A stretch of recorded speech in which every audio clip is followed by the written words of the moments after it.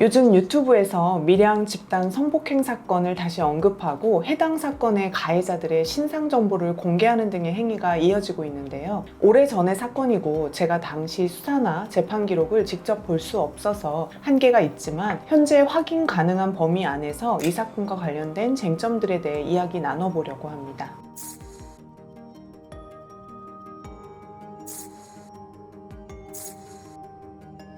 2004년경 울산에서 발생한 집단 성폭행 사건인데요. 피해자는 만 14세의 여학생으로 울산에 살고 있었고 가해자들은 밀양에 살고 있었는데 공식적으로는 총 44명의 가해자가 있었다고 하는데 실제로는 더 많은 가해자가 있었다고 알려지고 있습니다.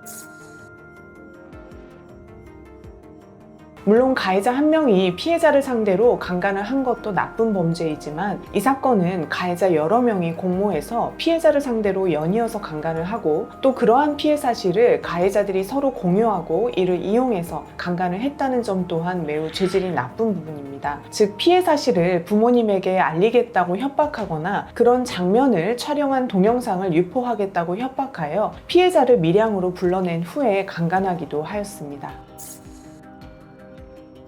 강간을 직접 하지는 않았지만 옆에 있던 사람이 어떤 행위를 했는데 정범의 범행을 용이하게 한 것으로 평가받는다면 방조범으로 처벌받게 되는데요. 판례 사안에서는 피해자의 휴대폰을 빼앗은 다음 나와 같이 가면 휴대폰을 돌려주겠다고 하며 피해자를 모텔로 유인하고 다른 피고인 2명이 모텔방에서 강간하는 중에 방 밖의 화장실에서 대기한 사건에서 방조범으로 인정한 사례가 있습니다. 그리고 징역형이 선고되었는데요. 따라서 해당 사건에서 망을 본 가해자의 행위도 방조범에 해당할 여지가 높고 방조범의 경우에는 정범의 형보다 감경하도록 규정하고 있는데 어떤 행위를 했는지 그 정도에 따라 앞서 말한 판례 사안처럼 징역형까지도 선고가 가능합니다. 그 당시에는 성범죄가 친고죄였는데 친고죄라는 것은 피해자의 고소가 있어야 처벌할 수 있는 범죄를 말합니다. 그런데 피해자의 고소가 없거나 고소를 했다가 합의를 하게 되면 처벌을 할 수 없기 때문에 검찰에서는 기소, 즉 재판 청구를 할 수 없는 것이죠.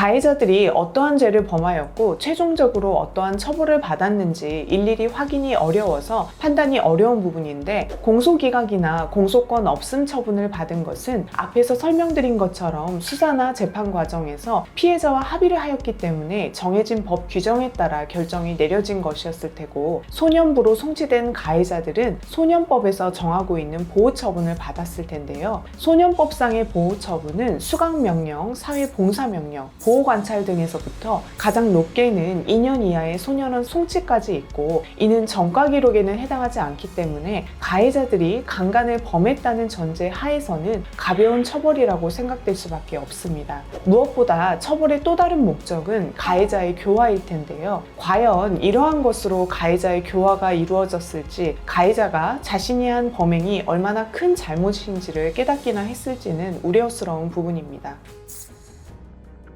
처벌을 하기 위해서는 유출 당시 이를 처벌하는 규정이 있어야 하고 해당 규정에 따른 공소시효가 지나지 않았어야 하는데요. 당시 시행되던 공소시효 규정을 보면 장기 10년 이상의 징역 또는 금고에 해당하는 범죄라고 하여도 공소시효가 7년으로 규정되고 있기 때문에 공소시효가 이미 지나서 형사적 처벌은 어렵다고 봐야 합니다. 다만 민사소송을 제기해서 손해배상을 받은 것으로는 알고 있습니다. 참고로 현재는 성폭력 처벌법 제24조 제1항에서 성폭력 범죄의 수사 또는 재판을 담당하거나 이에 관여하는 공무원 또는 그 직에 있었던 사람은 피해자의 주소, 성명, 나이, 직업, 학교, 용모, 그 밖에 피해자를 특정하여 파악할 수 있게 하는 인적사항과 사진 등 피해자의 사생활에 관한 비밀을 공개하거나 다른 사람에게 누설하여서는 안 된다고 규정하고 있고 이를 위반할 경우에는 5년 이하의 징역 또는 5천만 원 이하의 벌금에 처한다고 규정하고 있습니다. 있습니다. 해당 규정은 2010년 4월 15일부터 시행이 되었습니다. 또한 같은 취지로 피해자는 수사나 재판 과정에서 가명으로 사건을 진행할 수 있고, 실명과 기타 인적사항은 신원관리카드에 기재해서 밀봉한 뒤에 검찰청에서 관리하고 있습니다. 이러한 제도가 있음에도 시행 초기에는 이를 피해자에게 안내하지 않아서 피해자가 이러한 제도의 도움을 받을 수가 없었는데요. 현재는 성범죄 사건으로 경찰 조사를 받게 되면 담당 수사관이 이를 안내하고 있고, 가명을 정해서 이야기를 하면 수사 서류나 재판 서류에는 가명을 적고 나머지 인적사항을 생략하고 있습니다.